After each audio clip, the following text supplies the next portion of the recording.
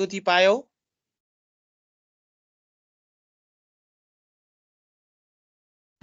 Sir यो evaluation र selection of type भन्नु एउटै हो हैन र? Evaluation and selection of type भने एउटै हेडिङ हो। ए हस् सर, त्यहीँसम्म सकियो। ती समस्या दिएको थियो है हामीले। हो सर। ल अब त्यसो भए आज हामी अर्को हेडिङमा जान्छौँ।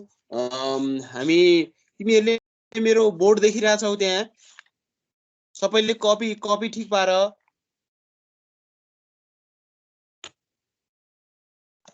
सबैले कपी पेन्सिल के कलम ठिक पार, पेन ठिक पार।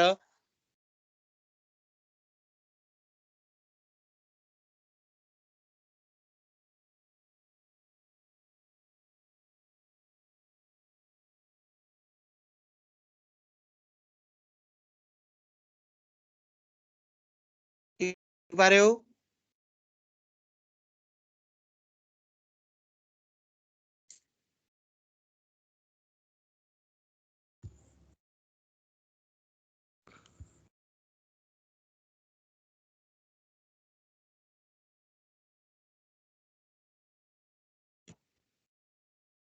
तिमीले सबैले मेरो बोर्ड देखिरहेछौ? छ सर, देखाछ। बोर्ड कस्तो आइरहेछ? मैले लेखेको बुझिन्छ बोर्डमा? हेर है।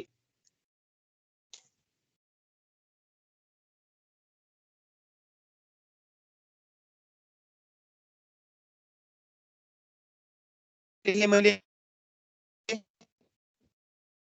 सर देखिन चाहिँ देखियो तर अलिक क्लियर देखिएन। क्लियर देखेन? म क्लियर हुन्छु।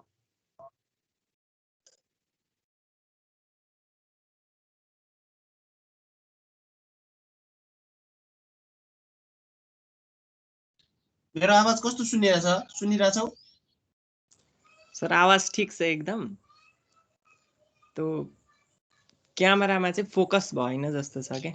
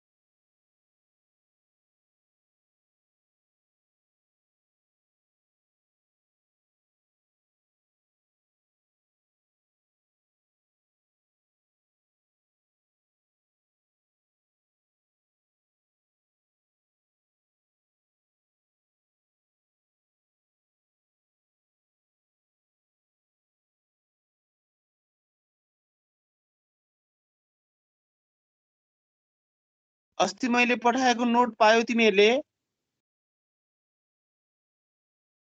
पवन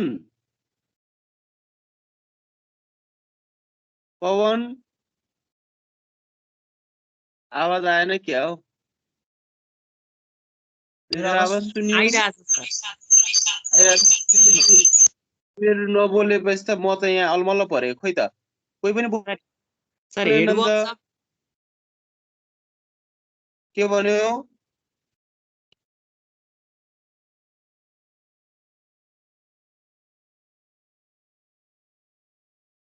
के भन्यो? खोइ आवाजै आएन। अरु कोही बोल त।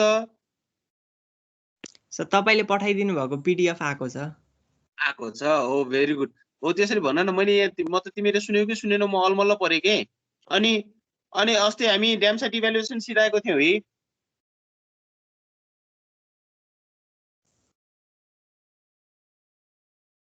सर अस्तिको क्लासमा मेरो लाइन गएर अलिक अपडेट हुन पाएको छैन। म रेकर्डिङ हेरेर अपडेट हुन्छु।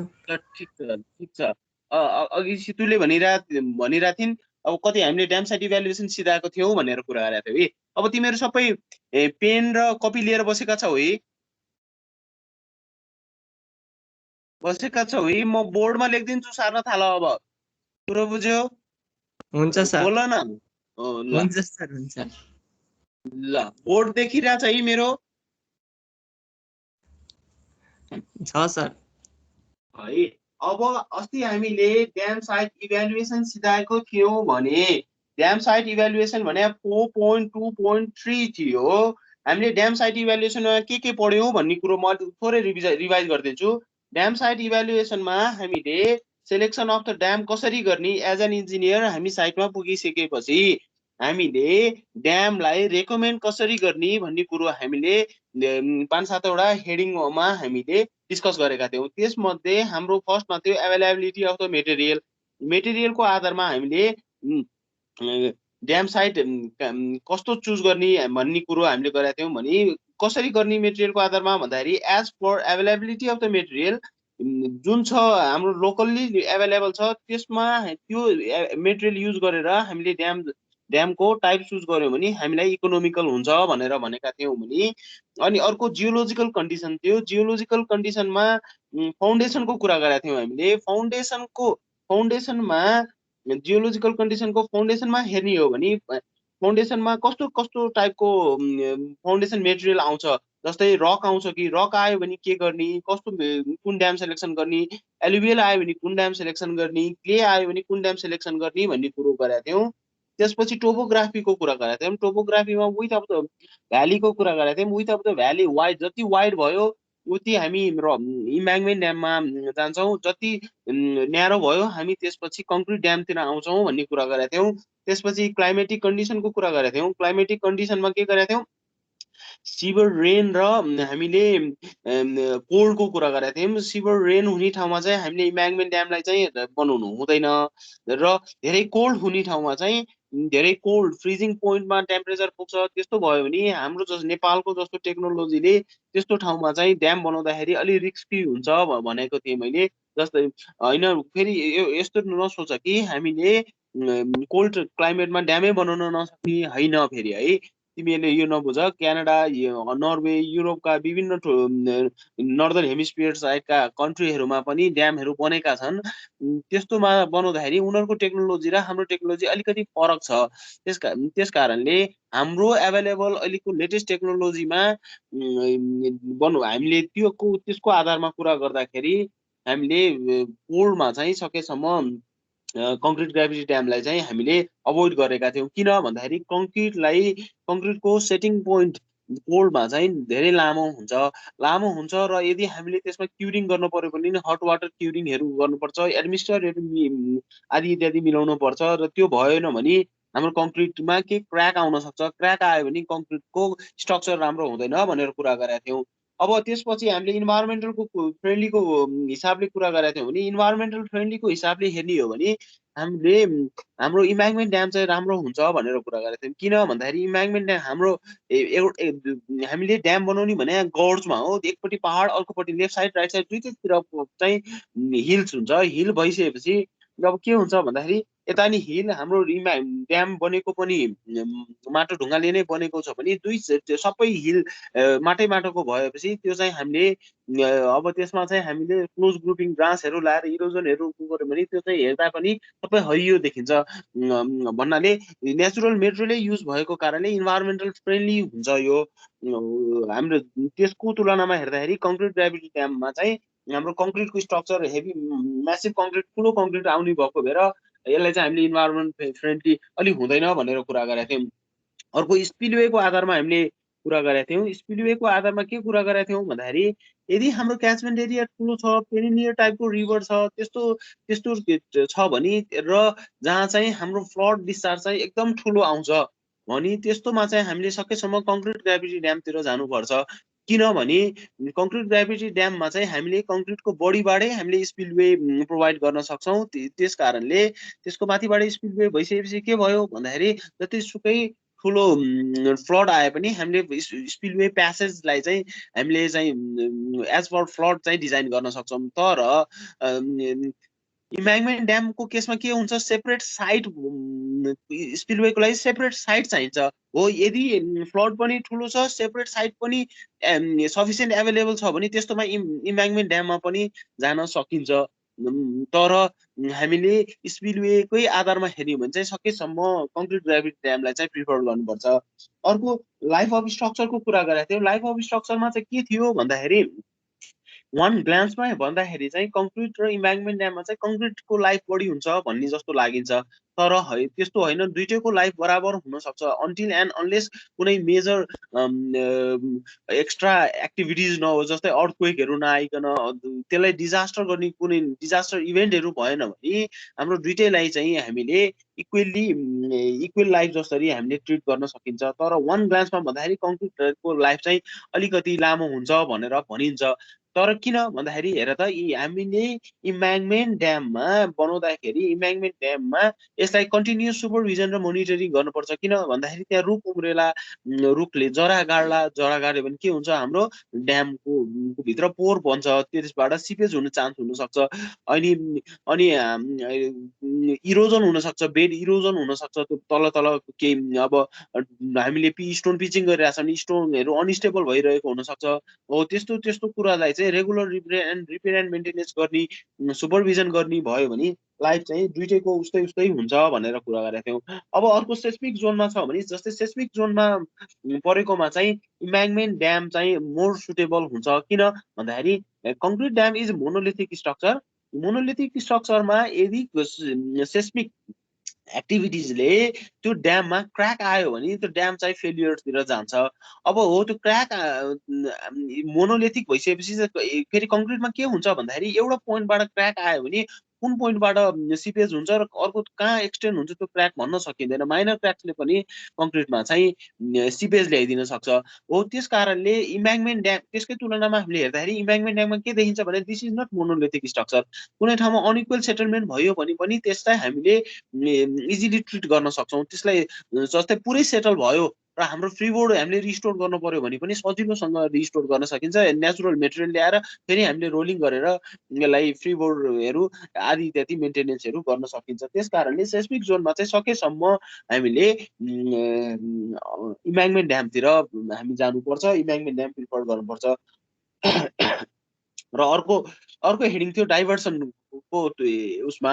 डाइभर्सनको आधारमा हेर्ने हो भने हामीले चाहिँ कङ्क्रिट ग्राभिटी ड्याम, कङ्क्रिट ड्यामलाई चाहिँ डाइभर्सनको रूपमा बनाउनलाई सजिलो हुन्छ। जस्तै हामीले डाइभर्सन वेयर बनायौँ, weir is a dam, is a small height dam. त्यसमा चाहिँ जनरली इम्ब्याङ्कमेन्ट ड्याम भन्दा कङ्क्रिटको ड्याम भयो भने हामीले इजिली त्यसलाई डाइभर्ट गर्न सकिन्छ, त्यसको आएको रिपेयर एन्ड मेन्टेनेन्स गर्न सकिन्छ भन्ने कुरा गरेका थियौँ। अब त्योभन्दा पछाडि आएको छ, त्यहाँसम्म हामीले सिधाएको थियौँ। अरू कसैले के छ? पवन बुझिरहेछौ, सुनिरहेछौ? मेरो कुरो सुनिरहेछ तिमीले?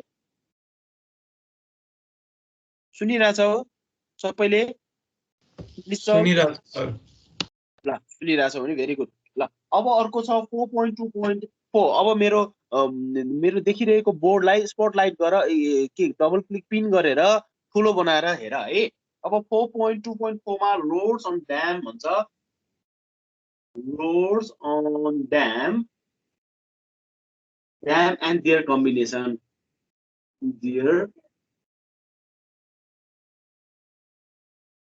मैले यसलाई चाहिँ बोर्डमा किन लेखाएँ भन्दाखेरि यो हामीले जति स्लाइडमा हेर्छौँ, स्लाइडमा हेर्दाखेरि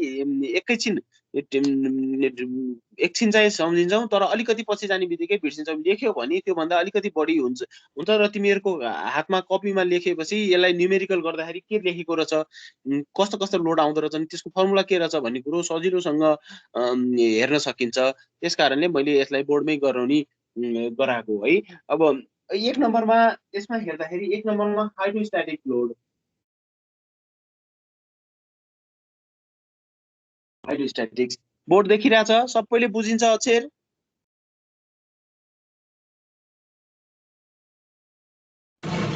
बुझिन्छ सर। गुड, बुझिन्छ बे है। हेर है, मैले अब यहाँ ड्याम बनाएँ। For example, if this is the structure section of the dam,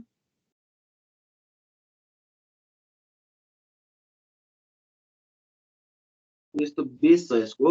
मलाई अहिले बेस कस्तो छ भन्ने मतलब भएन, मानौ this is the water level at upstream, this is upstream side, upstream यो डाउनस्ट्रिम र डाउनस्ट्रिममा नि मानौ थोरै लेभलमा पानी छ अरे।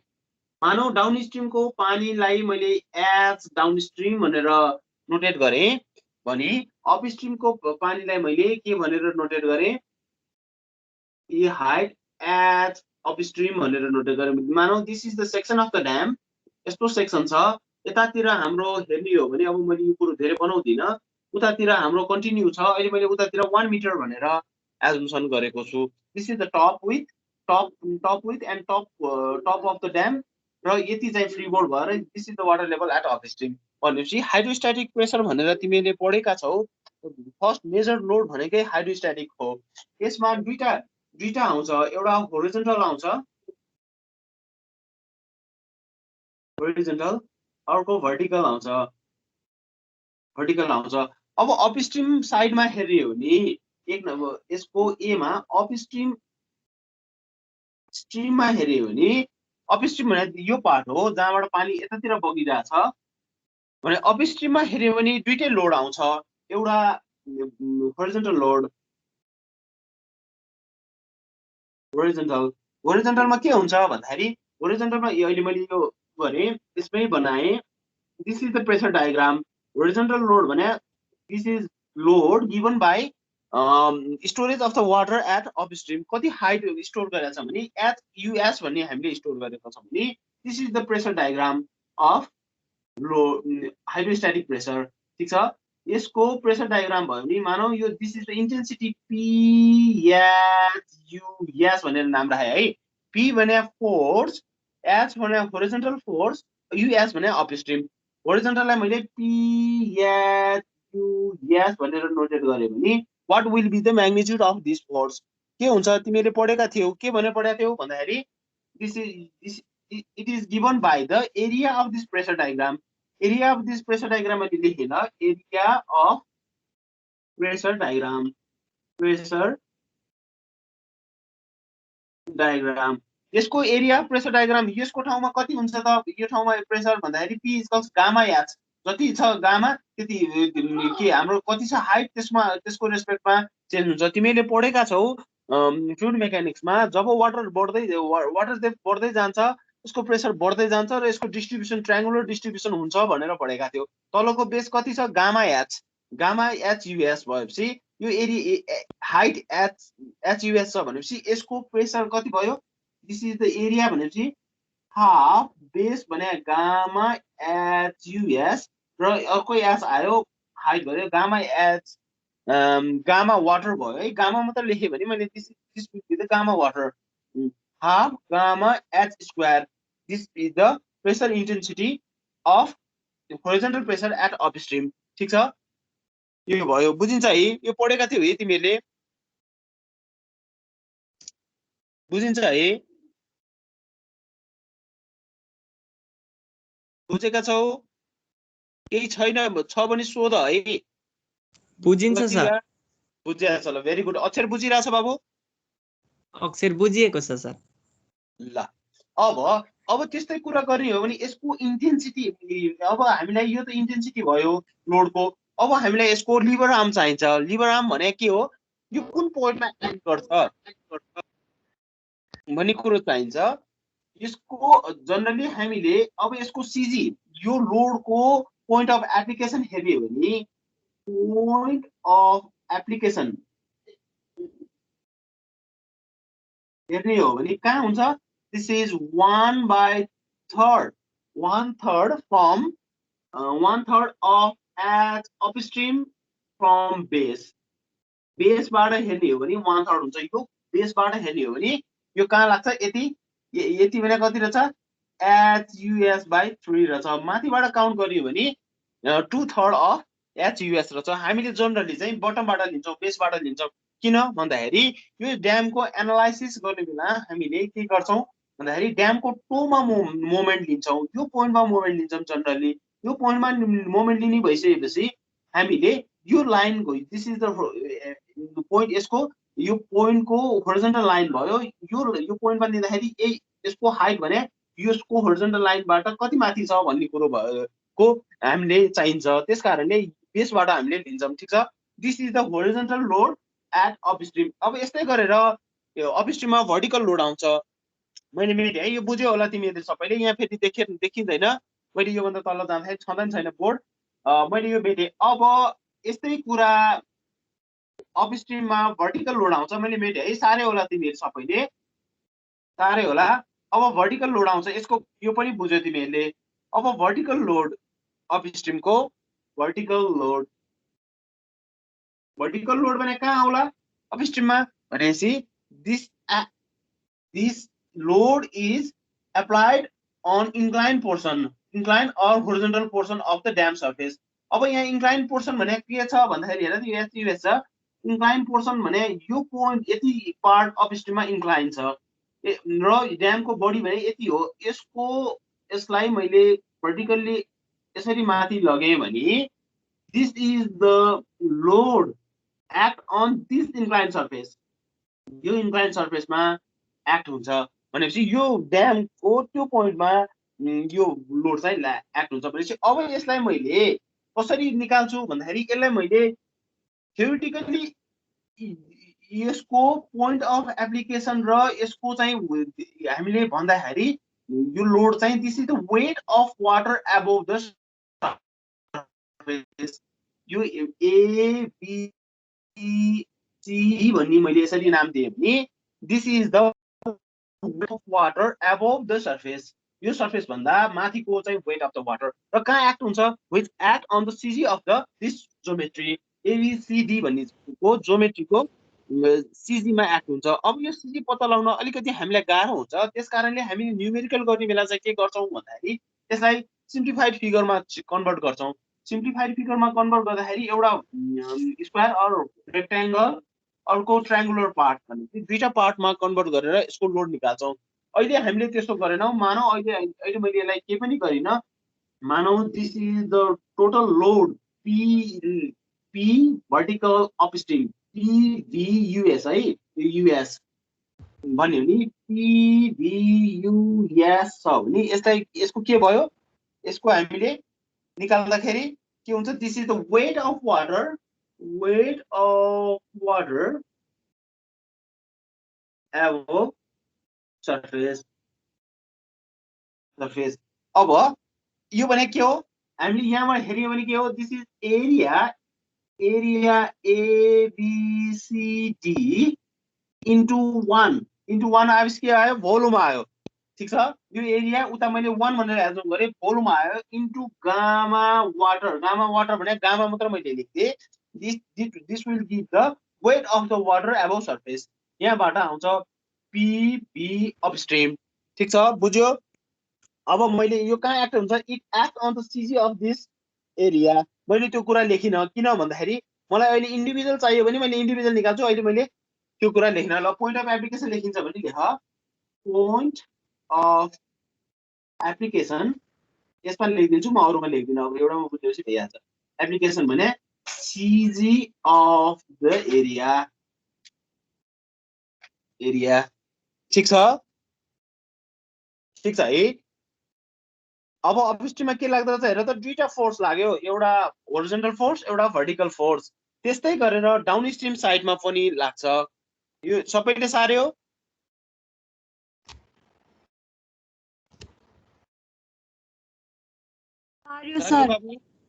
सार्यो, भेरी गुड। ल अब डाउनस्ट्रिमतिर जाउँ, बी नम्बरमा डाउनस्ट्रिम।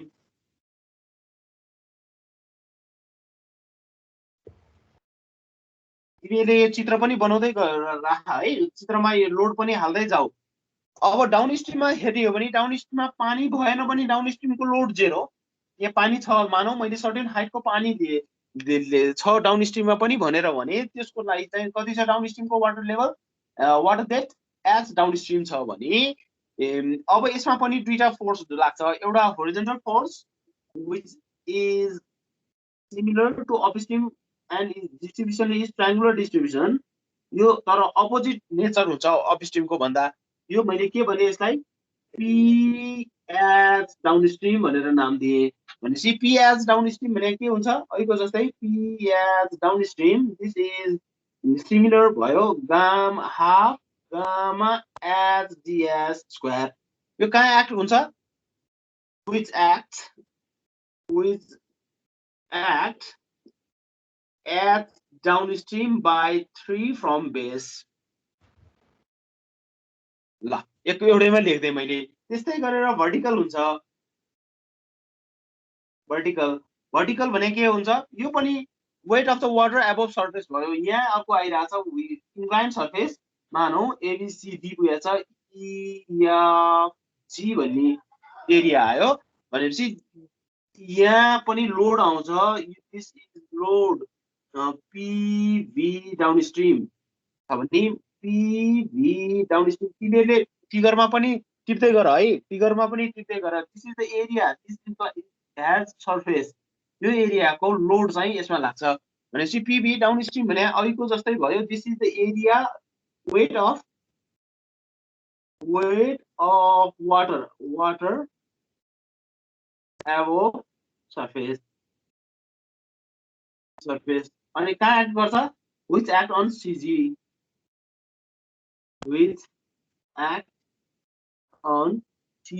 of area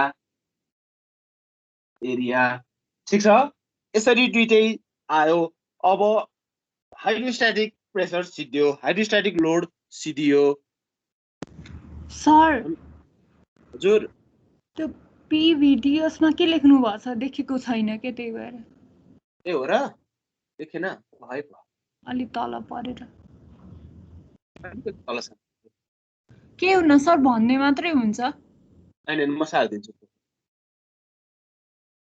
ल PVDS भने PVDS भने weight of water above surface which act on CG of the area CG of भोल्युममै हो खास यो चाहिँ भोल्युममै लाग्नु पर्ने हामीले उता 1 मिटर लेखको भएर हामीले एरियाको कुरा गर्यौं अहिले देखियो नानी देखेको त छैन के अरे तर उता अपस्ट्रिमको जस्तै रहेछ भइहाल्यो सेम हो ल सार्यो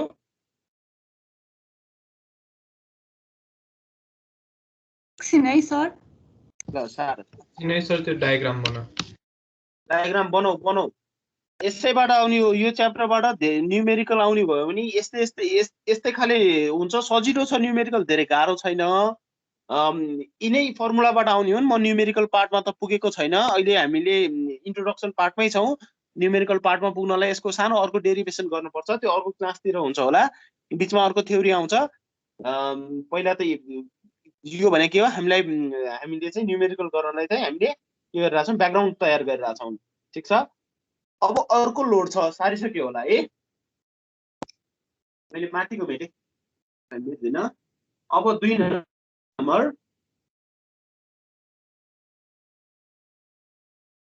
नम्बरमा self weight of the dam अर्को मेजर लोड भने सेल्फ वेट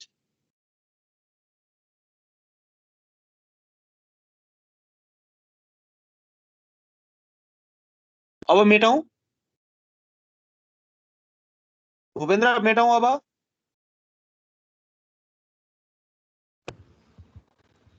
हुन्छ सर ल त्यसले मैले फेरि ड्यामको अर्को सेक्सन बनाए अब ड्यामको सेल्फ वेट किन सेल्फ वेटको कुरा गर्यो भन्दाखेरि हामीले बनाउन लागिरहेका छौं ग्राभिटी ड्याम भने के हो ड्यामको वेटले त्यसको के गर्नु पर्यो सब वाटर त्यहाँ आउने सबै फोर्सलाई चाहिँ के गर्नु पर्यो रेजिस्ट गर्नु पर्यो त्यसलाई भन्छ ग्राभिटी ड्याम त्यसकारणले weight is another major force which act on the system हाम्रो सिस्टममा चाहिँ एक्ट हुने वेट पनि अर्को मेजर फोर्स अब वेट कसरी निकाल्ने भन्दाखेरि it's depends on the geometry of the ड्यामको ज्योमेट्रीमा डिपेन्डेन्ट हुन्छ मानौ अहिले ड्याम यस्तो ड्याम छ यदि तिमीले यो ड्याम किन यस्तो बनाइरहेछ बनाइरहेछन् भनेर तिमीले सोध्छौ यो ड्याम यस्तो नेचर यस्तो साइज सेपको हुनुमा चाहिँ यसको रिजन छ यो रिजन म तिमीलाई अर्को टपिक्समा पढाउँला किन ड्यामको सेप यस्तै हुन्छ त भन्ने कुरो किन यो यसरी माथि जान्छ यो अलिकति तल आएर योतिर इन्क्लाइन हुन्छ अर्कोतिर इन्क्लाइन भएर जान्छ भन्ने कुरो म यसको भोलि पर्सि म्याथमेटिकल प्रुभै गरेर यसलाई जाउँला अहिले यसलाई मैले त्यहाँतिर गइन मानौ this is the structure of the shape of the dam cross section of the dam अब यो कसरी दिन्छ भन्दाखेरि weight of the dam is भने के हो भन्दाखेरि this is the self weight भने टोटल वेट W मानौ टोटल वेट W छ भने कहाँ एक्ट हुन्छ act on CG act on CG act CG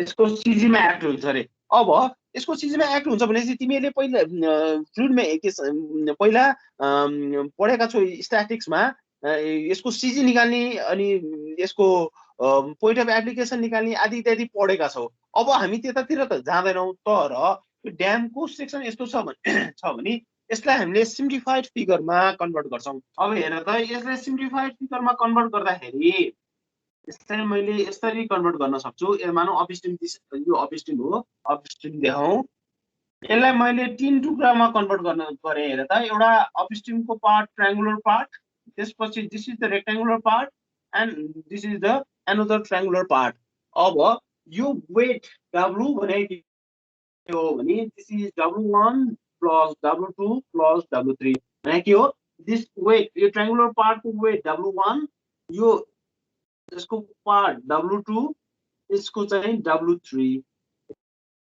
यसरी तीनटा वेट भएर आउँछ अब यसमा यो W1 भने के हो त W1 भने दिस मानौ A B C छ D E F G H यसरी मैले यसको ज्योमेट्रीलाई नाम दिए भने W1 भने this is the weight of triangle ABC अहिले मैले उता 1 छ भनेर एकैचोटी ट्रायंगल भनेर लिए छ यो भने के हो this is the area of triangle ABC into 1 into gamma concrete अघि मैले के गरेको थिएँ अघि हेर त अघि गामा वाटर लिए किन गामाको वेट निकाल्न के सरी वाटरको वेट निकाल्न लागिरहेको छु भने त्यसकै स्पेसिफिक वेट लिनु पर्यो भनेपछि अहिले मैले कंक्रीटको यो ड्यामको कुन मेटेरियलले बनेको छ मानव कंक्रीट छ भनेपछि अहिले गामा कंक्रीट हुनु पर्यो यो भनेपछि यो के आयो यो भोल्युम आयो यो भने के हो स्पेसिफिक वेट भनेपछि kilo newton per metre cube होला यसको युनिट भयो भने मिटर क्यूब काट्यो र यो किलो न्यूटन मात्र बाँकी रह्यो भने दैट इज द लोड ठीक छ वेट अथवा लोड आयो त्यस्तै गरेर W2 भने this is the weight of rectangle CDEF यो भने के हो this is the area of rectangle CDEF into 1 which gives the volume by gamma concrete अहिले मैले कंक्रीट छ भनेर अघि पनि भने कंक्रीटको कुरा गरे अब W3 भने similar this is the weight of triangle FGH यो भने के हो area of triangle FGH into 1 volume into gamma concrete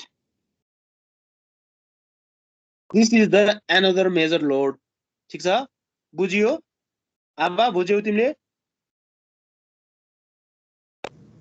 बुझ्यो सर भेरी गुड ल त्यसो भए सार्दै छौ यी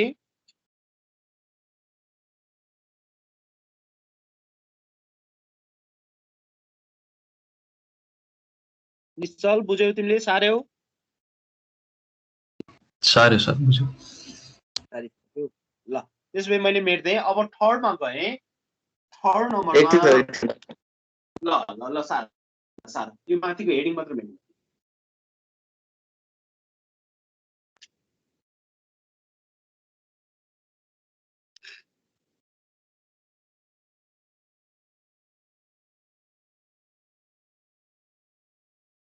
सारेपछि सारै भन ल मैले मेट्छु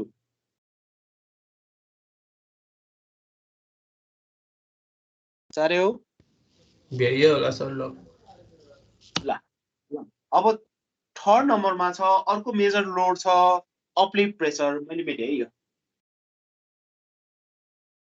अपलिफ्ट प्रेसर भने के हो भन्दाखेरि अपलिफ्ट प्रेसर पहिला हेडिङ लेखौँ प्रेसर अथवा लोड अहिले मैले प्रेसरकै रूपमा राख्नु प्रेसर यसलाई मैले पी अपलिफ्ट PUL भनेर पी अपलिफ्ट जे छ लोड त्यसकै नाम राख्यो भने झुकिँदैन पछि एकैचोटि धेरै लोड आउँदा न्युमेरिकल गर्ने बेला धेरै लोड आयो भने नोटेसन कन्फ्युज नहोस् भनेर मैले जे छ पी भने लोड UL भने अपलिफ्ट प्रेसर ठीक छ मानौ if this is the section of the dam यो जस्तै if this is the section of the dam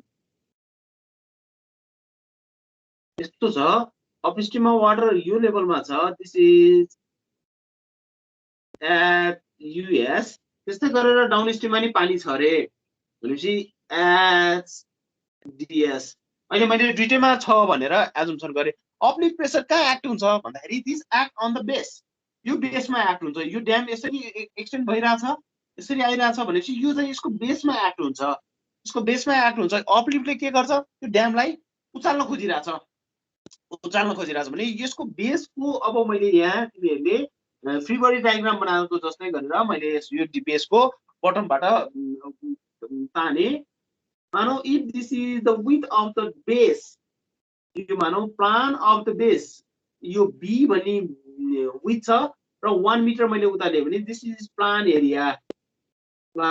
area of base है अफ बेस छ भने अब यहाँ कसरी कति एक्ट हुन्छ भन्दाखेरि यो load is given by the area of the pressure diagram यसको एरिया अफ द प्रेसर डायग्रामबाट यसको लोड हामीले क्याल्कुलेसन गर्न सक्छौं अब area of the pressure diagram कसरी बनाउने भन्दाखेरि तिमीहरूले फ्री बडी डायग्राम बनाए जस्तै गरेर मैले एउटा रेफरेन्स लाइन ताने यो कता हुन्छ दिस एक्ट अपस्ट्रीम यसरी अपस्ट्रीमले अपवर्ड एक्ट हुन्छ त्यसकारणले योलाई चाहिँ मैले बटममा बनाउन लाए कति हुन्छ त यो साइडको म्याग्निट्युड कति हुन्छ त भन्दाखेरि यो पोइन्टमा it's given by the height of the water यो ठाउँको कति इन्टेन्सिटी लागेको छ यसको यो बेसमा लागेको हो नि यो भने यो बेसमा कति छ यसको इन्टेन्सिटी पी भने गामा एच यो हाइट चाहिँ गामा एच अपस्ट्रीम भयो अब डाउनस्ट्रीममा पानी छ डाउनस्ट्रीममा पानी नभइदिएको भइदिए के हुन्थ्यो चेरो हुन्थ्यो यस्तो आउँथ्यो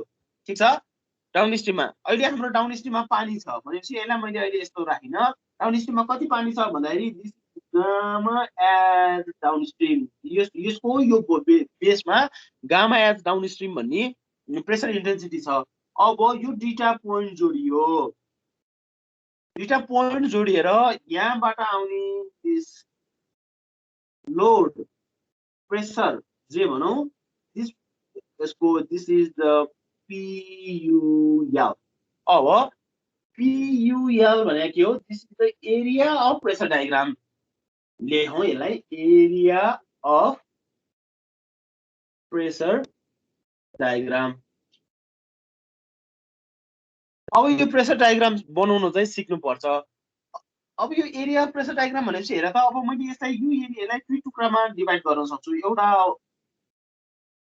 this is rectangular part and this is triangular part अहिले मैले यहाँ निकाल्ने भयो नि के भयो हेर त एरिया भनेपछि गामा एच DS भने डाउनस्ट्रीम को part into B this gives के भयो the area of this rectangular part plus half base भनेको बी नै छ हाइट बेस हाइट भनेको कति यति त्यो भने के gamma H US minus gamma H DS this is the intensity of pressure due to uplift बुझियो होला ठीक छ अब यो छ अब के हुन्छ भन्दाखेरि हेर त हामीले यो ड्याम बनाउनेको मेन अब्जेक्टिभ के हो to raise the water and to store the water at the upstream part यो हाइट को वाटर चाहिँ हामीले स्टोर गर्ने व्हिच क्यानट बी नेग्लेक्टेड किनभने हामीले यो हाइट को वाटरलाई चाहिँ हामीले हाम्रो अब्जेक्टिभै यति हाइट को वाटर त्यहाँ स्टोर गर्ने हो भने यो चाहिँ हामीले अभोइड गर्नै सक्दैनौँ यो व्हिच क्यानट बी मिनिमाइज भनेपछि अर्को के भयो सेल्फ वेट हामीले भन्यौं सेल्फ वेट भने के हो यो हाइट यसमा आउने दिस वेट अथवा दिस फोर्सलाई चाहिँ विच स्ट्यान्ड रेजिस्ट गर्नलाई चाहिँ हामीले यो ड्याम बनाएको हो, यो पनि हामीले मिनिमाइज गर्नु सक्दैनौँ। This cannot be adjusted. यिनीहरू दुईटालाई हामीले चलाउनै सकेनौँ भनेपछि यो दुईटाको कारणले आएको यो के हो, दुईटाको कारणले किन बने भनेपछि यसमा बी भन्ने कुरा आइरहेछ, यसको ज्योमेट्रीको कारणले आइरहेछ यो विथ हो, यो र यिनीहरू हाइटको वाटरले आएको दिस अपलिफ्ट। अब यो अपलिफ्ट हामीले हेर्यौँ भने this is purely negative force. किन ड्यामलाई स्टेबल हुनबाट सेल्फ वेट भने यसको positive load which try to resist all the load of the dam भनेपछि यसले चाहिँ के गर्न खोजिरहेछ, यो अपोजिट नेचरमा आइरहेछ। यसले चाहिँ ड्यामलाई चाहिँ उचाल्न खोजिरहेछ र यो पोइन्टमा मोमेन्ट लिने हो भने यसले पल्टाउन खोजिरहेछ, ड्यामलाई ओभरटर्निङ गर्न खोजिरहेछ भनेपछि this is purely negative force. यो फोर्सलाई चाहिँ हामीले सकेसम्म चाहिँ के गर्नुपर्छ, हामीले चाहिँ हटाउनुपर्छ।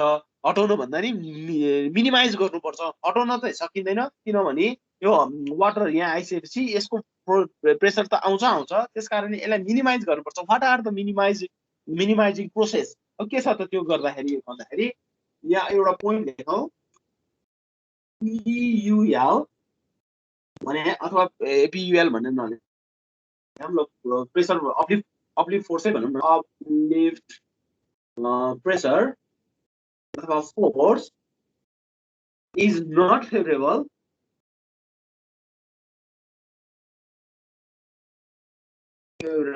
For dam. ड्यामको लागि यो नचाहिने फोर्स हो। अब यसलाई के गर्नुपर्छ, अर्को हेडिङमा PUL uplift should be decreased as much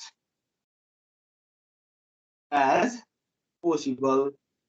यसलाई सकेसम्म पोसिबल कसरी गर्ने भन्दाखेरि for example by providing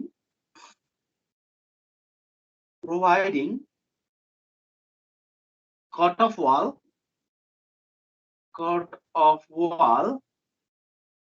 comma, drainage gallery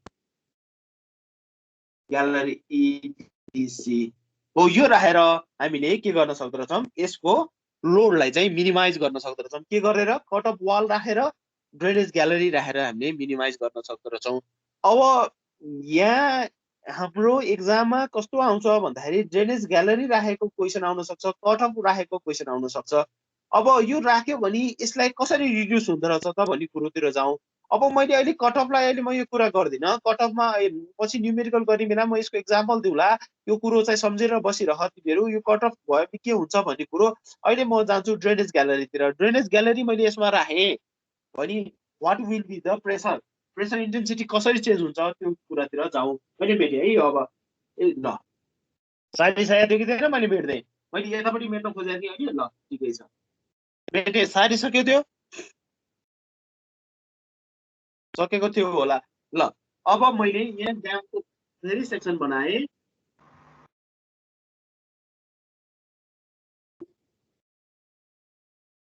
अब मैले बेस एरिया बनाइन अहिलेको जस्तै दिस इज गामा, फेरि बनाऊ है, HUS, यो मानौ यो टाउन स्ट्रिममा पनि पानी छ अरे, दिस इज HDS र यो पोइन्टमा चाहिँ ड्रेनेज ग्यालरी छ। ड्रेनेज ग्यालरी भने के हो भन्ने कुरो म गर्छु है। यस्तोरी ड्रेनेज ग्यालरी छ।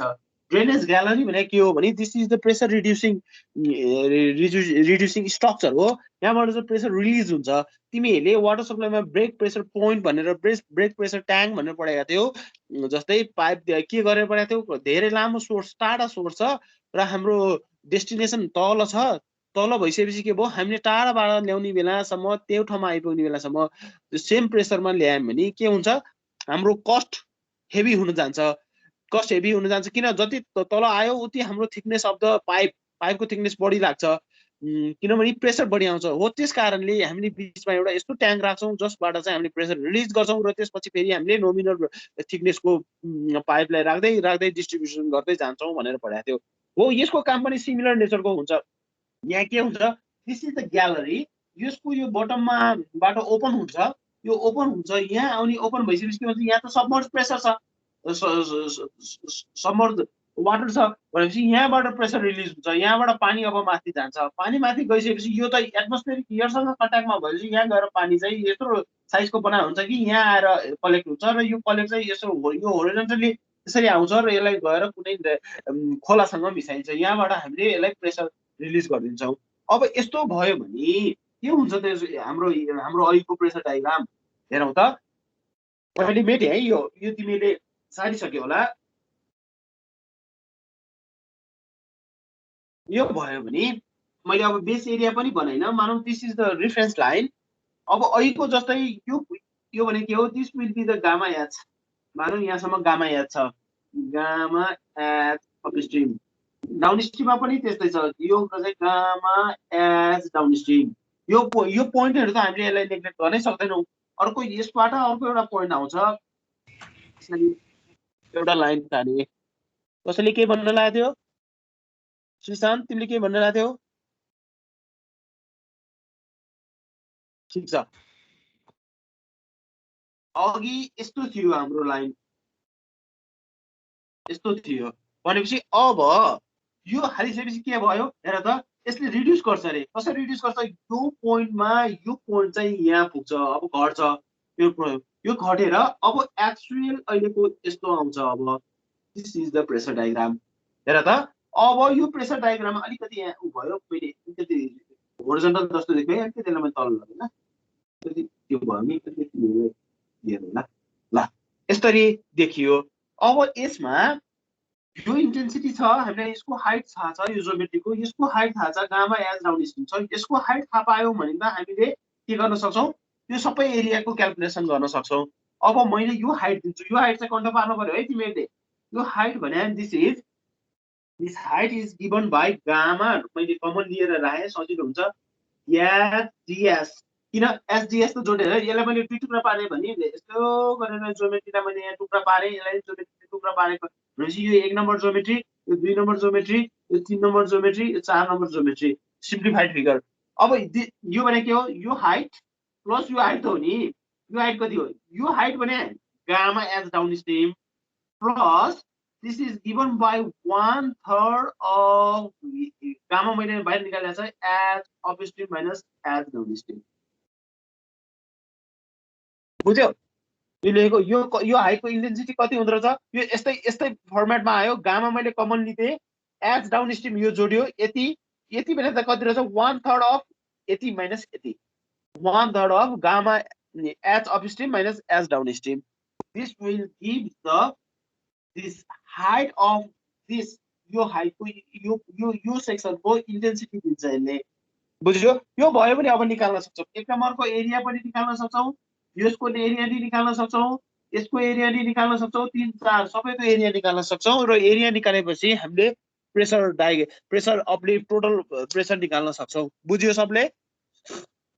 This is the dam with drainage gallery.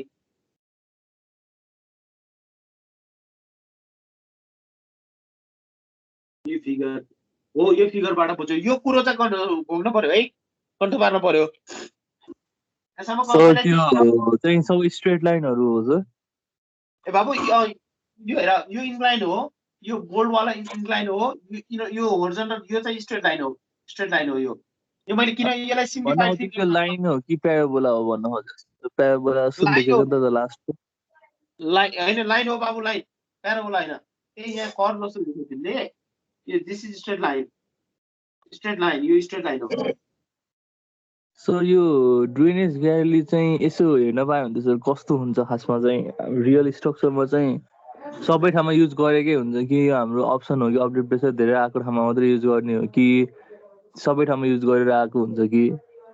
Generally यस्तो हो हिक्मत, हेर जनरली के हुन्छ भने कङ्क्रिट ग्राभिटी ड्याममा ड्रेनेज ग्यालरी हालिन्छ। अब यो ड्रेनेज ग्यालरी भने यो च्याम्बर हो, यो च्याम्बर यहाँ चाहिँ मान्छे एसिस्ट गर्न सकिन्छ, मान्छे जान सकिन्छ, कुरो बुझ्यो? अब कङ्क्रिट ग्राभिटी ड्याममा यस्तो ग्यालरीहरू प्राय बनाइन्छ किन भन्दाखेरि यसले चाहिँ कस्ट इकोनोमाइज गर्छ। यो अपलिफ्ट प्रेसर जति ठुलो भयो यसले उति ठुलो यसको सेल्फ वेट उति बढाउनु पर्छ भन्छ, किन यसलाई त ओभरकम गर्नु पर्यो नि। त्यस कारणले यो रिड्युस गर्यो भने यसको वेट घट्छ। हामीले यसलाई जनरली यदि हामीले ठुलो ड्याम बनाउने भयो भने ड्रेनेज ग्यालरी प्रोभाइड गर्छौँ बाबु। मैले उसमा केही फोटोहरू पाएँ भने म तिमीहरूलाई म अर्को क्लासमा देखाइदिउँला है हिक्मत। ल अरू केही छ भन त? अरू छैन भनेपछि यो यति नै भयो। अब अर्को लोड छ, अर्को 4औं नम्बरमा। यो मैले मेटेँ है, यो टिप्या छौ है, सबले टिप्यौ है, पल्लव टिप्यौ है, तिमीले धनञ्जय टिप्यौ? टिप्यो सर। ल मैले मेटेँ है। अब अर्को नम्बरमा छ, अर्को नम्बर 4औं नम्बरमा सिल्ट लोड रे। अब यहाँ मैले फेरि ड्याम बनाएँ, अहिलेको जस्तै ड्याम।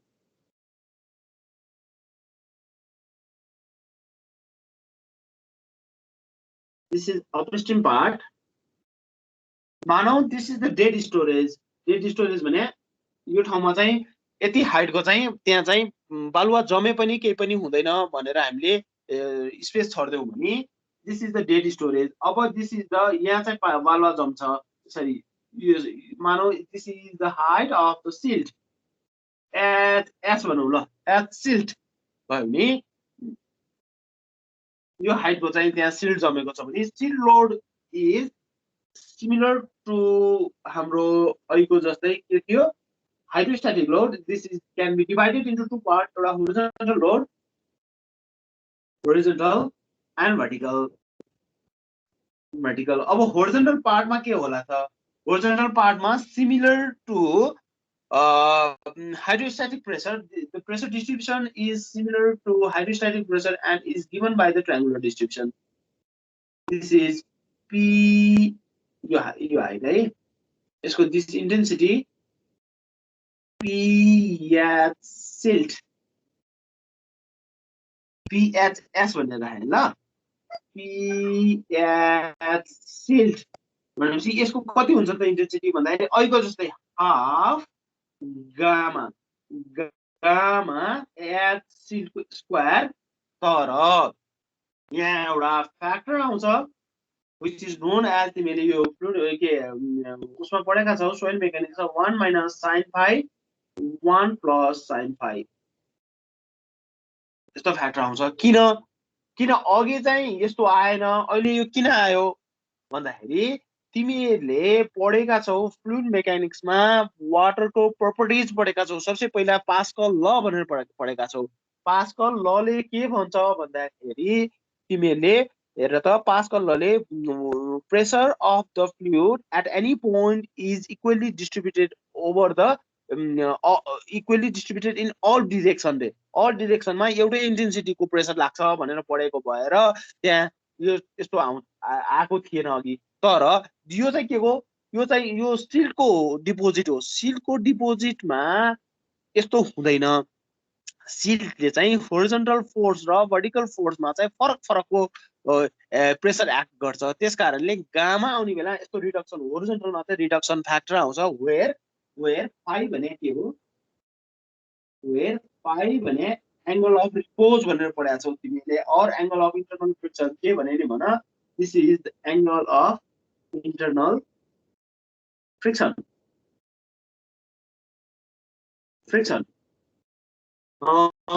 अनि गामा, यो गामा भने के हो, this is gamma silt, gamma submerge किन पानी भित्र छ यो गामा एस भयो। अघि मैले के राखेको थिएँ, गामा वाटर थियो अघि, गामा मात्र भने गामा वाटर को हो। यो गामा एस भने this is the submerge weight of the के भयो सिल्ट।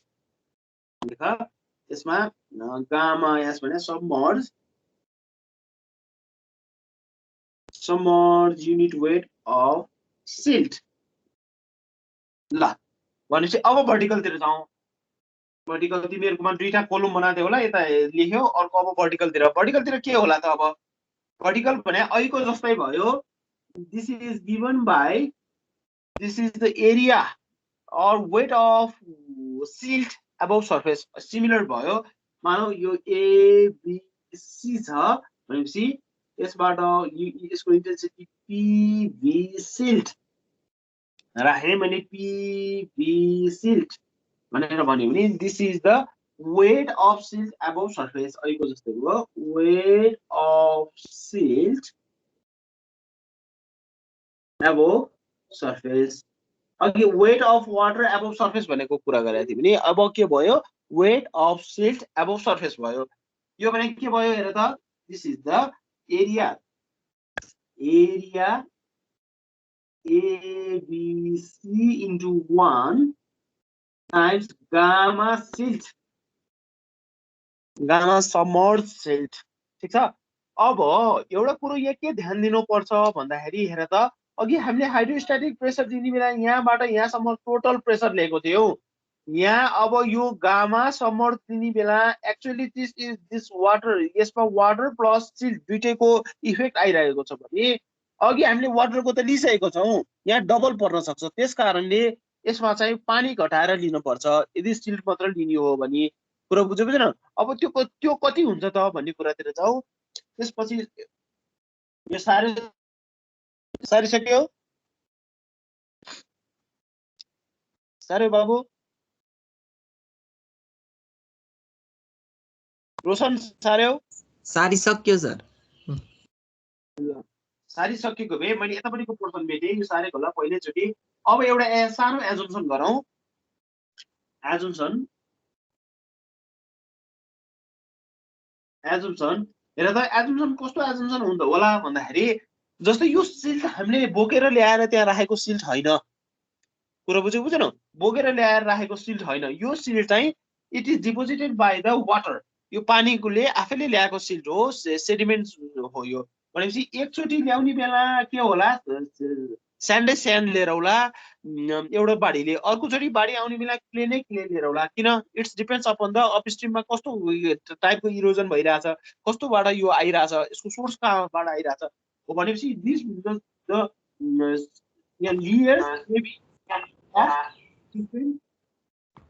डिफ्रेन्ट मेटेरियल हो त्यो कारणले अहिले मैले यहाँ के अघि फाइलाई मैले एउटा मात्र फाइको कुरा गरेको हो अहिले मैले यहाँलाई के सिम्प्लिफाई गर्छु भन्दाखेरि यहाँ भेरियस मेटेरियल भए तापनि अहिले मैले यहाँ के गर्छु फाइ भने अथवा सोइल इज आइसोट्रोपिक भनेर एजुम्सन गरे that is phi is constant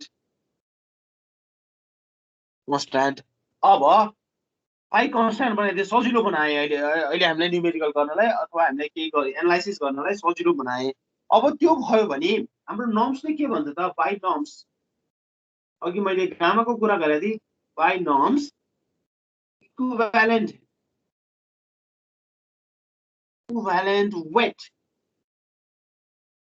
weight भने this is weight of silt यो पनि है this is weight of silt अथवा weight of silt plus weight of liquid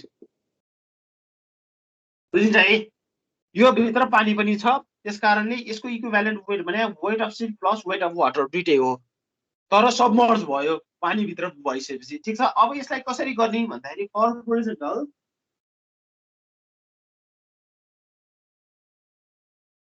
होरिजोन्टल force gamma s कति हुन्छ भन्दाखेरि गामा एस भने दिस इज 1360 केजी या पर मिटर क्यूब हेर युनिट हेर है के राखे KG force per metre cube भनेर राखे this is equivalent gamma s तर हामीले यहाँ एनालाइसिस गर्ने बेला अघि पनि भने मैले हाइड्रोस्ट्याटिक फोर्स फुल लिएको छौं त्यसकारणले यसलाई टुक्राउनु पर्छ अब हामीले for silt only for silt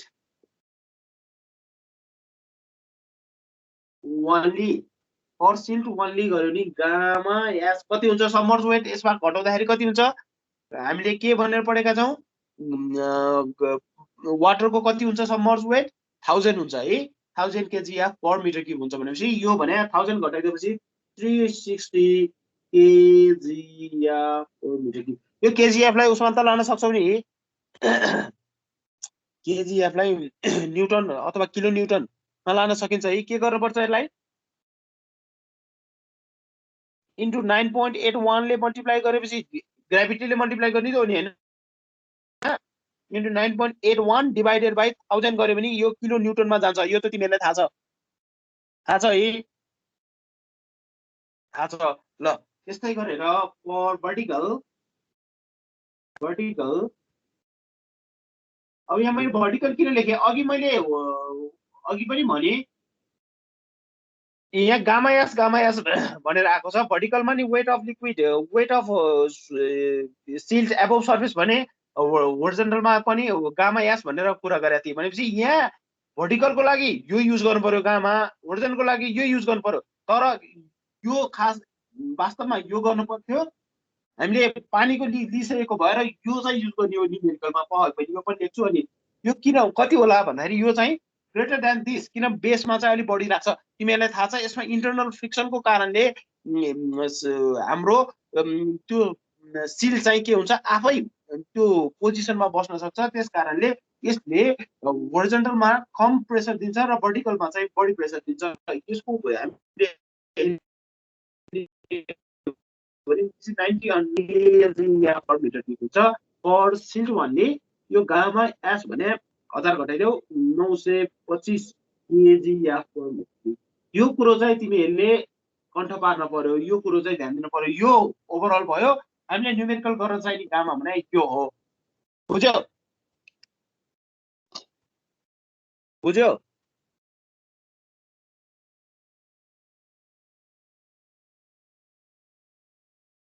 बुझ्यो सर। भेरी गुड, बुझेको भए मैले मेटेँ। अब अर्को लोडतिर जान्छु। अब एक्जाममा जनरली के दिन्छ भन्दाखेरि त्यो 4वटा लोड दिन्छ। हजुर त्यो के अरे गामा एस दुईटा किन आएको रे एकचोटि फेरि भनिदिनु न सर।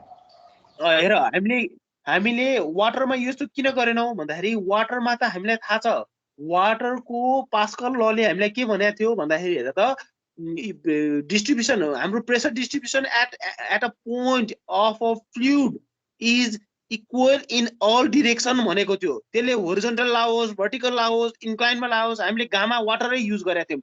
त्यसमा गामा वाटरलाई रिडक्सन फ्याक्टर हालेकै थिएन।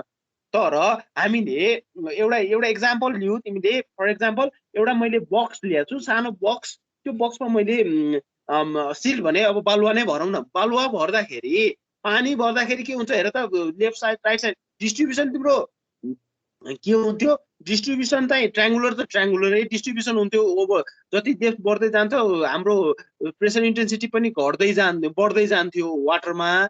यसमा पनि सिमिलर फेनोमेनमै लाग्ने हो। तर यसमा वाटरको भन्दा जुन हामीले बेसमा लिँदाखेरि द्याट वेट गामा चाहिँ त्यसको बढी हुन्छ। किन त्यसमा चाहिँ साइडमा चाहिँ कस्तो हुन्छ, त्यो पार्टिकल चाहिँ आफै पाइला भएर बस्छ, हो किन? पाइला भएर बस्छ। वाटर पाइला भएर बस्छ, वाटर त पाइला भएर बस्दैन। तर यो मेटेरियल चाहिँ हाम्रो स्यान्ड चाहिँ पाइला भएर बस्छ। यदि हामीले त्यो बक्स खोलिदिने हो भयो भने के हुन्छ, त्यो एउटा पिरामिड जस्तरी त्यो बस्छ। त्यो बस्नु भने के हो, त्यहाँ चाहिँ त्यसले होरिजोन्टल फोर्स त्यो बेला त जेरो बनाएको हो नि, तर होरिजोन्टली के लागिरहेछ, फोर्स त लाग्दो रहेछ नि, त्यहाँ चाहिँ थोरै फोर्स लाग्दो रहेछ भन्ने कुरो बुझिन्छ। तर हामीले त्यो बक्समा पानी भर्यो भने पानी बक्स खोलिदियो भने पानी के हुन्छ, छताछुल्ल भएर बग्छ, त्यहाँ जेरो भएर आउँछ। भनेपछि यहाँ के बुझिन्छ भन्दाखेरि इन्टरनल फ्रिक्सनको कारणले त्यसले होरिजोन्टल फोर्स चाहिँ कम दिन्छ। त्यस कारणले त्यसको गामा नै चेन्ज हुन्छ। गामा नै होरिजोन्टल र भर्टिकलमा फरक गामा हुन्छ। र हामीले फर्मुलामै हामीले होरिजोन्टलमा इन्टरनल फ्रिक्सनको कुरा ल्याएको छौँ, त्यसले रिडक्सन फ्याक्टर राखेको छौँ। तर गामा पनि फरक हुन्छ। बुझ्यौ बाबु? बुझ्यौ नानी? गामा बुझ्यौ? बुझ्यो सर। ल यो मैले मेट्दै। अब मैले के भन्दै थिएँ, एक्जाममा तिमीहरूलाई यहाँसम्म जनरली आउने भने योसम्मको लोड हो। अब यो भन्दा नि अरू लोड पनि हुन्छन्, तर पढ्न त पर्यो नि सबै लोड के लोड आउँदो रहेछन् भन्ने। अब यहाँबाट आउने लोडहरू भने माइनर लोड।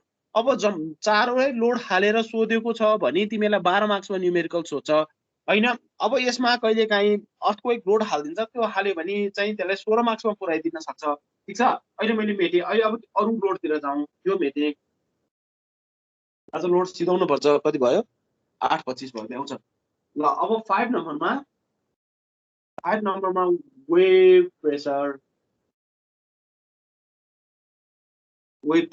यो अब अलिकति ठुलो गर्नुपर्छ यो ड्यामको सेक्सन मानौ if this is the dam section अहिले ड्यामको थोरै पार्ट लिएँ मैले यहाँ this is the static pressure static water level है अब प्रेसर वेभ प्रेसर आउने बेला कसरी आउँछ भन्दाखेरि यहाँ वेभ यसरी आउँथ्यो होला वेभ भने त बुझ्छ है तिमीले यस्तो हुन्छ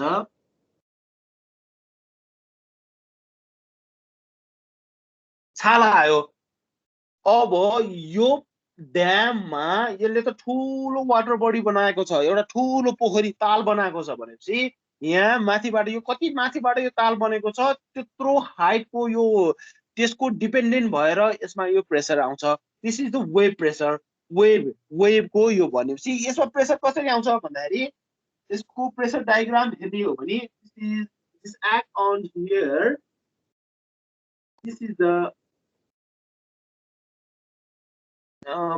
distribution of the pressure diagram यस्तो हुन्छ मानौ this is the height of the यो crest to crest as w this is the as w भने height of wave छ भने यसमा प्रेसर कति हुन्छ भन्दाखेरि हेर त यो टोटल यसमा यस्तो डिस्ट्रिब्युसन हुन्छ यो स्ट्याटिक प्रेसर भन्दा माथि यो लेभल सम्मको हाइट अब यहाँ फरक हुन्छ हेर यो लेभल सम्मको हाइट यो ट्रायंगलको अहिले मैले के दिन लाएँ ज्योमेट्री दिन लाएँ भनेपछि यो लेभल सम्मको हाइट एउटा हुन्छ यहाँ माथिसम्मको हाइट कति हुन्छ यसको यो हाइट भने 1/8 SW हुन्छ है 1/8 है यहाँ लेख्न अलिकति भयो है मैले यता तानेर लेखेँ है यो भने 1/8 SW सबै SW को टर्म है म सँगसँगै जाऊ है यो अब यो भन्दा माथिको दिस हाइट एपेक्स सम्मको हाइट कति हुन्छ भन्दाखेरि 4/3 SW हुन्छ 4/3 SW हुन्छ र यो बटममा यो वाटर लेभल देखि नि यो बटम सम्मको हाइट भने 1/3 of SW हुन्छ यो भन्दा माथि यहाँबाट यो सम्मको हाइट भने 2/3 of SW हुन्छ यसले यहाँ भने यहाँ है सर हजुर भन त्यो ट्रायंगल चाहिँ कसरी बनाउनु भएको र के अनुसार ए नानी यो ट्रायंगल भने के हो भने यो ट्रायंगल भने प्रेसर डिस्ट्रिब्युसन हो यो प्रेसर डिस्ट्रिब्युसन चाहिँ मानौ त्यसको वेभ वाटरको सर्फेस यस्तो आउँछ सधैँ यस्तो आउँछ भन्ने छैन यो वाटरको सर्फेसबाट मैले एउटा एपेक्सबाट मैले यसको के गरे ट्यान्जेन्ट ड्र गरे ट्यान्जेन्ट ड्र गरेर एउटा लाइन खिचे र यो डिस्ट्रिब्युसन हो है ट्रायंगुलर डिस्ट्रिब्युसन हुन्छ लाइन खिचे र यो हाइट कति माथि गएर यो पोइन्टलाई एपेक्ट गरेपछि 1/3 अफ सरी 1/3 भन्छ 1/8 SW माथि गएबाट फेरि यसलाई यसरी तल खिचे यो कति हुन्छ भन्दाखेरि यो टोटल हाइट भने यो टोटल हाइट अब म दिन्छु यो टोटल SW भने है 5/3 SW हुन्छ हेर ज्योमेट्री अब यो यसको यो कति यो स्ट्याटिक लेभल यो भने स्ट्याटिक लेभल हो स्ट्याटिक लेभल रिजर्भोयर लेभल भन्ने भयो स्ट्याटिक लेभल भन्ने भयो रिजर्भोयर लेभल भन्दा कति माथि जान्छ यसको एपेक्स भन्दाखेरि h/8 माथि जान्छ यो भर्टेक्स अथवा एपेक्स जान्छ र यो चाहिँ यसको यो सर्फेसबाट ट्यान्जेन्ट बनाएर एउटा खिच्ने यो पोइन्ट आएको हुन्छ यसको टोटल विथ टोटल आउँछ SW पत्ता लाग्यो भने यहाँ 5/3 SW तल गएर यो र यो पोइन्ट जोड्यो भने this will give the distribution यस्तो आउँछ यसलाई मैले यो कहाँ हुन्छ भनेपछि मानौ यो लोडलाई मैले पी के नाम दिउँ भन त अहिलेको जस्तै नाम दिउँ PW ले ल सजिलो पी वेभ अब होरिजन्टल यसमा भर्टिकल आउने भएर मैले एच र भी भनेर भनिन एउटा होरिजन्टल लोड आउँछ सिम्पल PW भनेर भने अरु सबै बुझ्यो हेर त हाइट यसको यो एपेक्स सम्मको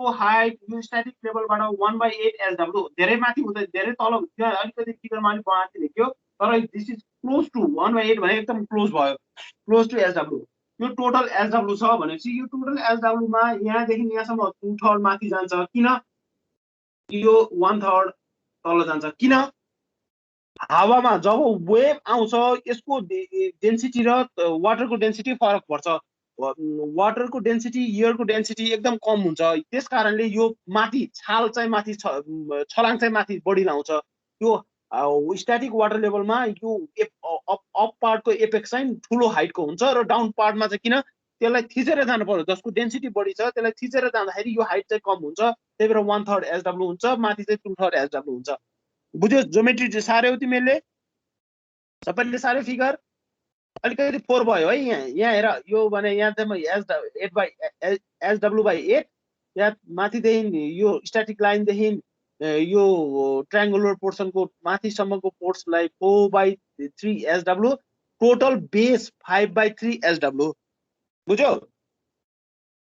अब PW लोड भने कति आउँछ भने 2 times gamma W SW square। यो कहाँबाट आयो भनेर नभन, this is the formula square।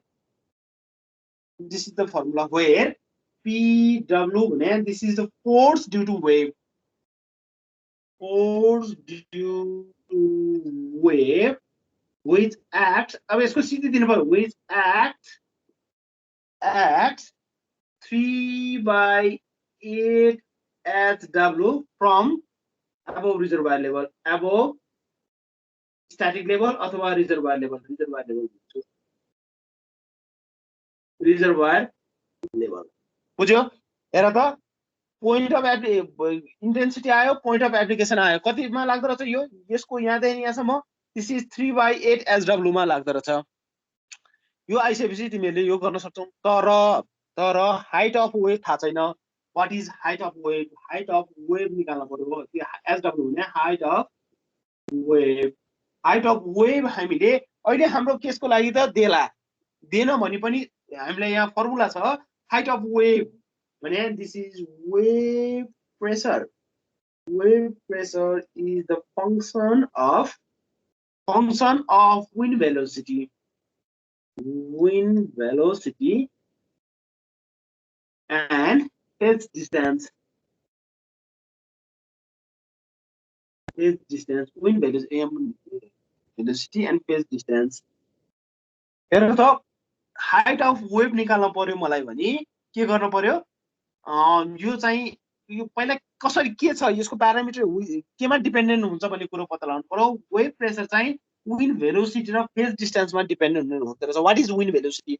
Wind velocity भने यो चाहिँ भेलोसिटी नियर द यो हाम्रो रिजर्भर लेभलबाट आएको त्यसको हावाको भेलोसिटी हो। फेज डिस्टेन्स भने यो कति टाढाबाट आइरहेछ। जस्तै हाम्रो तिमीहरूलाई थाहा छ सानो पोखरीमा मैले एउटा ढुङ्गा फालेर छाल आउनु र ठुलो पोखरीमा ढुङ्गा फालेर सेम ढुङ्गा फालेर छाल आउनुमा यो हाम्रो wave height of the wave चाहिँ फरक हुन्छ र त्यसको एक्सटेन्ड फरक हुन्छ। जति टाढा गयो उति ठुल्ठुलो हुँदै जान्छ हो। त्यस कारणले यो एफ भने यो फेज डिस्टेन्स भने चाहिँ कति टाढाबाट आइरहेछ भन्ने कुरो यसले बुझाउँछ।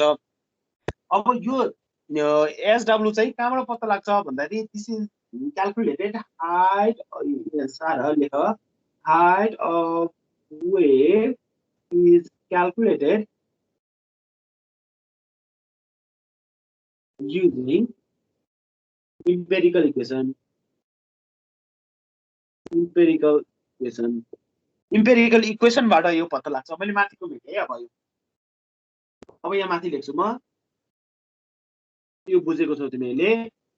अब if phase distance F is less than 32 kilometer, SW भने given by 0.0322 under root F by V, FV plus 0.763 minus 0.271 F to power 1/4, where what is F? अहिले म लेखौँला। अर्को छ if EF is greater than 32 kilometer, SW height of wave is given by 0.032 under root F into V, under root f into v. What is f? F where f भने phase distance, phase or straight length of water expansion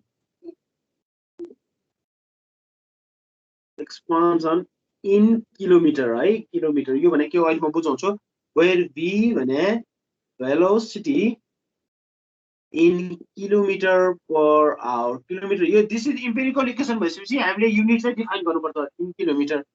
यसले दिन्छ HW in metre. यो फर्मुलामा in मिटरमा दिन्छ. What is phase distance भने के हो भने अहिले मैले यो अब यो चित्र मेट्दै हैन. फेज डिस्टेन्स भने मानौ हाम्रो दिस इज द ड्याम. यदि हाम्रो यो ड्याम प्लानमा हेर्यो यो ड्याम छ. यो ड्यामले पोखरी यस्तो बनाएर यति ठुलो ताल बनायो. This is plan and the dam यस्तो छ भने यो कति टाढाबाट आइराछ. This straight reach this length F यसलाई चाहिँ फेज डिस्टेन्स भन्छ. योबाट आएको भेलोसिटीलाई v भेलोसिटी भन्छ. बुझ्यो?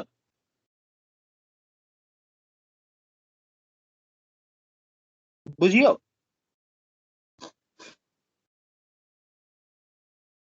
बुझ्यो नानी बाबु? बुझियो सर. बुझ्यो ल. Very good. अब अर्को पोइन्टमा जान्छु म. सर हजुर त्यो अघि न PW equals to twice gamma W SW square कसरी आयो रे? ए नानी त्यो चाहिँ फर्मुला चाहिँ मैले अघि पनि भने त्यसको हाम्रो त्यो चाहिँ डाइरेक्ट फर्मुला हो. कसरी आयो भन्ने छैन. त्यसको चाहिँ 2 गामा त्यो चाहिँ डाइरेक्ट फर्मुलै हो. त्यसमा कसरी आयो भन्ने चाहिँ त्यसको फिजिकल म्याथमेटिकल प्रुफ छैन. ए हस् सर. त्यसलाई घोक्नै पर्छ. के भन्नु लाग्थ्यो अरूलाई कसैलाई केही छ छैन? ल अब अर्को छ 6 नम्बरमा अर्थक्वेक लोड. मैले मेटे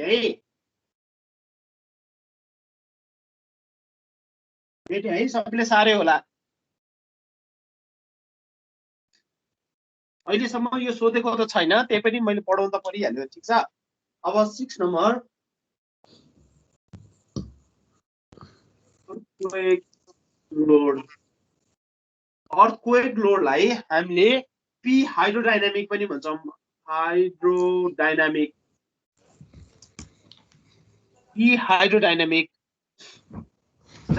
अब यो के को कारणले आउँछ भन्दाखेरि तिमीहरूलाई थाहा छ अर्थक्वेक आउने बेला दुईटा एसिलरेसन आउँछ. एउटा भर्टिकल एसिलरेसन, अर्को होरिजोन्टल एसिलरेसन. दुईटा आउँछ. त्यस कारणले यसमा चाहिँ हामीलाई मेजर कन्सर्न भने एसिलरेसन of earthquake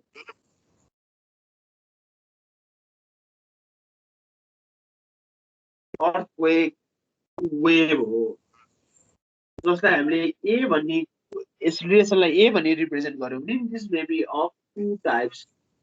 एउटा एभी हुन्छ, एउटा एएफ हुन्छ. ठीक छ. अब यसमा सेस्मिक कोएफिसिएन्ट भन्ने एउटा कुरा आउँछ. सेस्मिक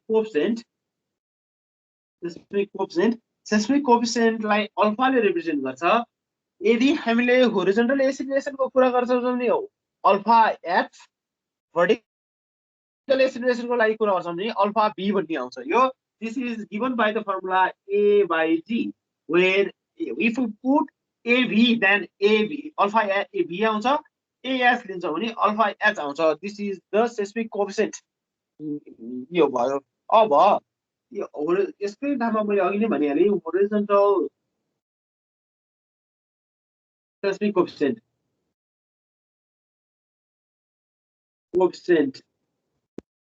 अल्फा एच को कुरा छ भने this is AS by G. त्यस्तै गरेर भर्टिकल सेस्मिक कोएफिसिएन्ट भनेको छ alpha B by AB by G. ठीक छ. यहाँसम्म कसैलाई केही छ? Now from standard norms. अब मैले यहाँ धेरै कुरा गर्दिन. डाइरेक्ट फर्मुला लेखाउँछु स्ट्यान्डर्ड नर्म हाम्रो नर्म्स भनेर थाहा छ guidelines alpha h alpha b can be taken यो त्यहाँबाट लिन सकिन्छ यो किन भन्दाखेरि हामीले सेस्मिक जोन भनेर हामीले छुट्याएको हुन्छ जस्तै नेपालमा पनि छुट्याएको छ नेपालमा सेस्मिक अहिलेसम्मको सेस्मिक रेकर्ड अनुसारको सेस्मिक जोनहरू छुट्याएको छ सेस्मिक जोन यो ठाउँमा यसको कोएफिसिएन्ट यति छ काठमाडौँमा लिन पर्यो भने यसको कोएफिसिएन्ट अल्फा एच यति लिने अल्फा बी यति लिने जस्तै मैले यहाँबाट इलाममा बनाउन पर्यो भने इलामको अल्फा एच यति हुन्छ अल्फा बी यति हुन्छ भनेर यो सेस्मिक जोन चाहिँ प्रत्येक देशको अथवा सेस्मिक म्याप बनाएको हुन्छ त्यस्तै जियोलोजिकल म्याप जस्तै हो यो सेस्मिक म्याप बनाएको हुन्छ त्यहाँबाट दिइयो अब यो भयो भने कस्तो हुन्छ त व्हाट इज द लोड कस्तो आउँछ त लोड भन्ने कुरातिर जाउँ भनौँ if this is the dam अहिलेको जस्तै ड्याम यस्तो छ यो यति पानी छ अहिलेको जस्तै एज अपस्ट्रिममा छ भन्ने कुरो गरौँ यति एज अपस्ट्रिम यसमा चाहिँ यो अर्थक्वेक लोडले मेन असर गर्यो भने होरिजोन्टल लोडमा हाम्रो हाइड्रोस्ट्याटिक्स लोडमा एडिसनल लोड थपिदिन्छ किनभने हल्लिने बेला जब हाइड्रोस्ट्याटिक फोर्स लोड छ हाइड्रोस्ट्याटिक लोड ट्रायंगुलर लोड भएर यसरी हाइड्रोस्ट्याटिक लोड डिस्ट्रिब्युसन भएर बसेको थियो भने यसमा this is the हाइड्रोस्ट्याटिक load pH upstream भनेर हामीले कुरा गरेको नि यसमा एडिसनल लोड लाग्छ which is the earthquake load and the distribution is parabolic distribution लाग्छ and the intensity is P as hydrodynamic P as D भनेर मैले कुरा गर्ने नि P as D is given by यो भयो यहाँ यो लेख्नु भन्दा अगाडि मैले एउटा कुरा लेख्छु फ्रम वेस्टर्न गार्डले के गरेछ भने हेर यसमा विभिन्न किसिमको फर्मुला लाउन सकिन्छ पीएचडी भने अल्फा निकालेर सी अर्को कोएफिसिएन्टहरु हालेर पनि गर्न सकिन्छ तर वेस्टर्न गार्डले एउटा एकैचोटी डाइरेक्ट कोएफिसिएन्ट हालेर एउटा फर्मुला दिएछ वेस्टर्न गार्डले कति 19 समथिङ कति छ भए हेर्छु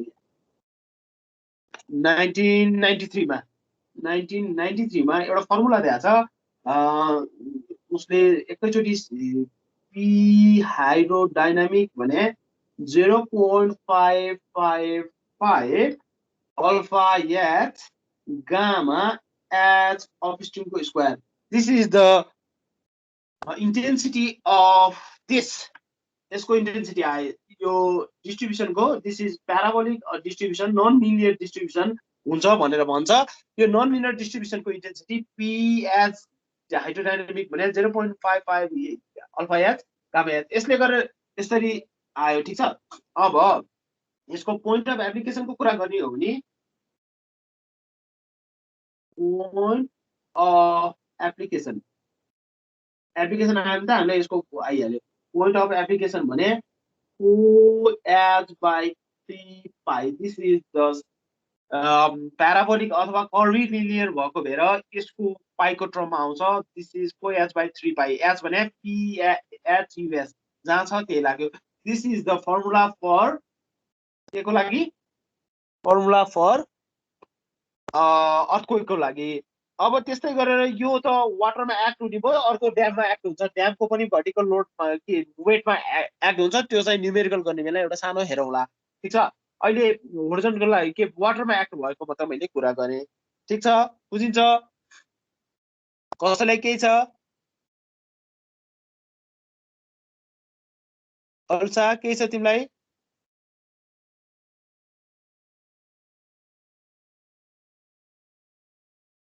छैन ल बुझिराछ भन्ने बुझे मैले अब मैले मेटे यो सारे सबले यहाँबाट यति हाइट यसको बेस है फ्रम बेस भन्दा नि भन्दैन कहाँबाट हो पनि भन्दैन दिस हाइट पाइ सारे सिटु सारे तिमीले सारे सर बुझ्यौ कुरो बुझ्यौ बुझ्यो सर ल भेरी गुड। ल त्यसो भए मैले मेट है यो मेटै साटिसकेको छ भने अब अर्को लोड छ। अब म धेरै टाइम लिन्न।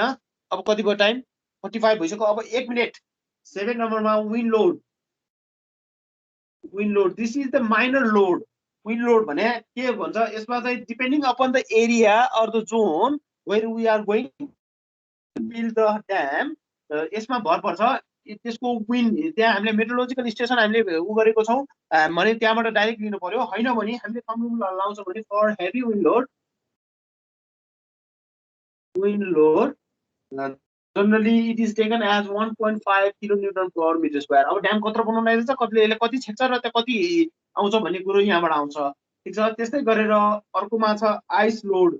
नेपालमा त यो खासै आउँदैन यो आइस लोड, तर आइस लोड आइहाल्यो भने पनि आइस लोड हामीले लिनुपर्छ।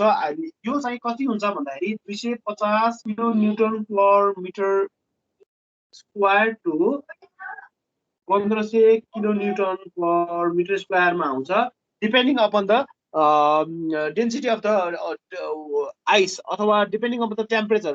डेन्सिटी अफ द आइस केमा डिपेन्डेन्ट हुन्छ, टेम्परेचरमा डिपेन्डेन्ट हुन्छ। त्यस कारणले is taken depending upon temperature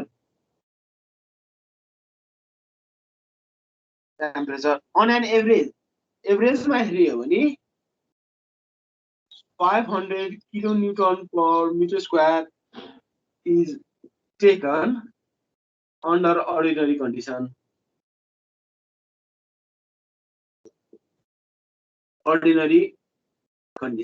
ल this are the minor load. यो लोड हामीलाई खासै हाम्रोमा युज नहुन नि सक्छ र नआउन नि सक्छ। हाम्रोमा आउने भने अर्थक्वेकसम्म आउन सक्छ। वेभ लोड पनि हामीले डिजाइनमा मात्र हाल्छौँ। वेभ लोड चाहिँ हामीले यहाँ हाम्रो म्याथमेटिकल गर्ने बेला वेभ लोड खासै आउँदैन। अहिलेसम्म सोधेको हिस्ट्री छैन।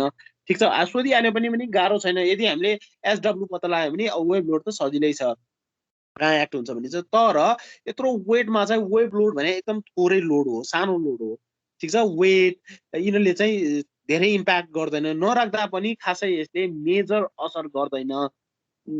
यदि हामीले मेजर फोर लोड हालेर हामीले एनालाइसिस गरेका छौँ र अर्थक्वेक एउटा एडिसनल हुनसक्छ जहाँ चाहिँ अर्थक्वेक प्रोन जोन छ त्यो ठाउँमा चाहिँ अर्थक्वेक आउन सक्छ, त्यस्तो ठाउँमा चाहिँ अर्थक्वेक पनि हालेर गरिन्छ।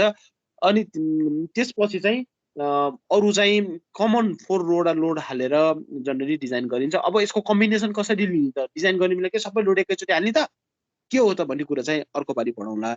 ठिक छ। कसैलाई केही छ यसमा भन्ने? कसैलाई केही छ? आजलाई इन गरौँ ल रेकर्डिङ स्टप गर भयो। ठिक छ।